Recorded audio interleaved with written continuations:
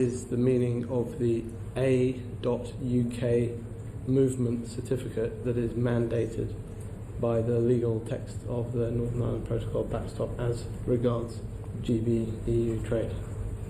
What needs to be declared within that, and what is it?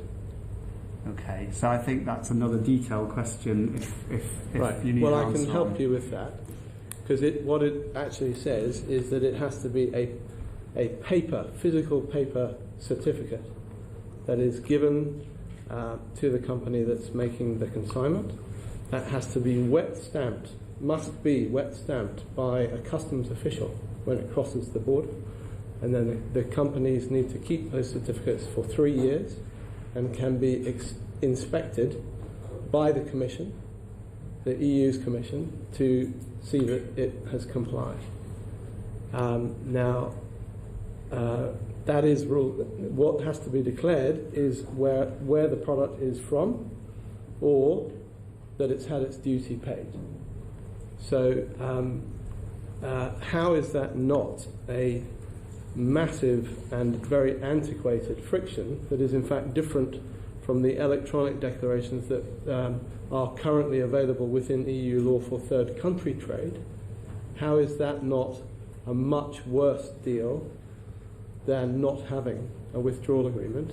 And how is that not, in fact, the cliff edge that this government is proposing to set up? Secretary of State? Well, if I will need to check on the exact status of the form that Ms. Fysh mentions. But were we not to have a withdrawal agreement, and were we to leave the European Union without an agreement, in other words, I think we would face widespread potential disruption to business. Again, where there are ways of minimising that, then I think that the government would consider that. But I think ultimately, and to go back to Mr. Leslie's question earlier, although he's rather bothered about my brush with reality, I think that we're having to make it, as I said, the backstop is not something that we want to see. I don't think it's something that either side want to see.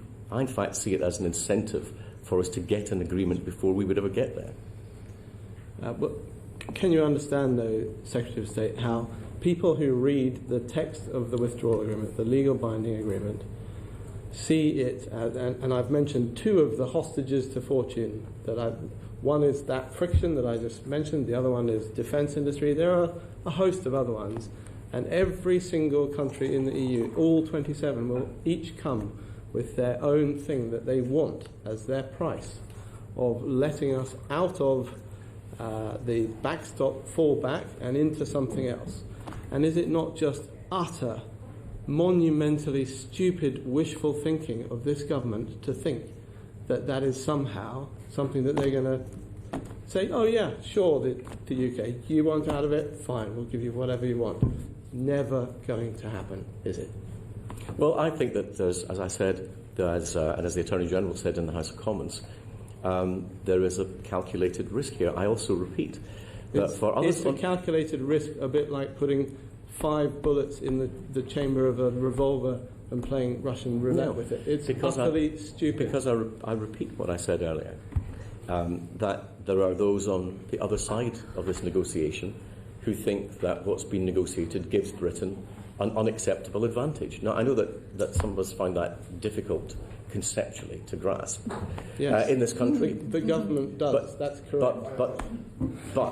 But there is the view that this is advantageous for the UK, because there are those, and I've spoken to them, who say this means that if Britain doesn't get what it wants, Britain will be able to camp in the backstop, not make any contribution, not have not have free movement, and still have access to the single market. And I know that's not how, from a certain British perspective, is viewed, but it is a real view. It is a real view that is expressed from the other side. I'm going to leave that disagreement. Before we move to Emma, a little